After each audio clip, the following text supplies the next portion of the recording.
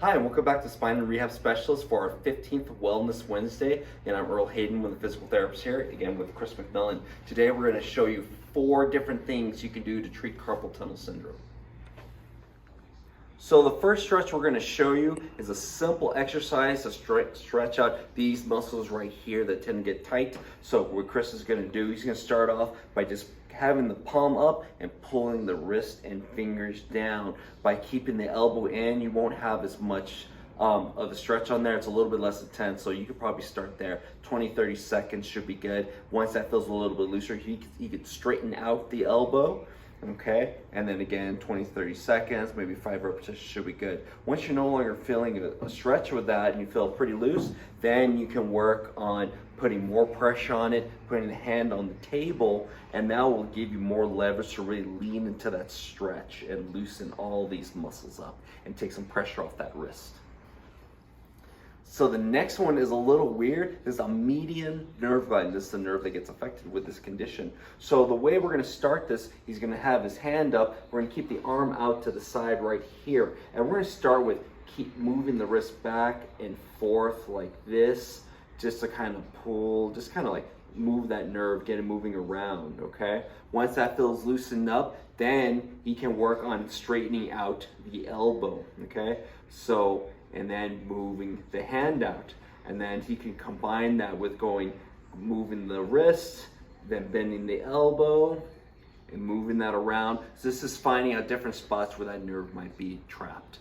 And then once we feel this is pretty much loosened up, then we can even add in head motions as these nerves do start up here. So the more Chris leans away, that's gonna put more tension on the nerve.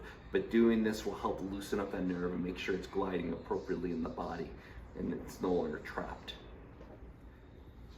Next thing you want to do is you want to make sure that you're strengthening out the outside part of the elbow, because with this we're typically using a lot of this. So we're gonna do some wrist and finger extensor exercises.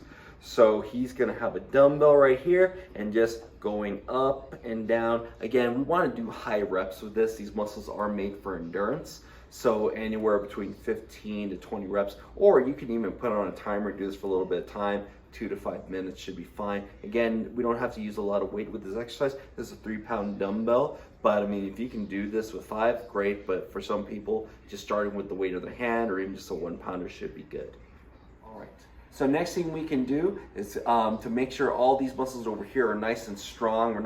And they can handle the task of all the typing you're going to be doing, is we can work on strengthening these muscles over here, the flexors, for the fingers, okay? So we're using a fun little tool that's called the Digiflex. These come in different flavors or different resistance levels, but what we love about this is you can isolate each finger and just strengthen each one, or you can change the grip and focus on different portions of the fingers, whether you're pushing with the tips or more on the middle segment of the fingers, depending on where you're having some weakness and difficulty moving those things.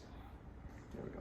And again, higher repetitions, 15, 20 repetitions, or even for time should be good. 2 to 5 minutes is pretty good for most people. And pick a resistance that's appropriate for you, shouldn't cause any pain. Don't be a hero with this.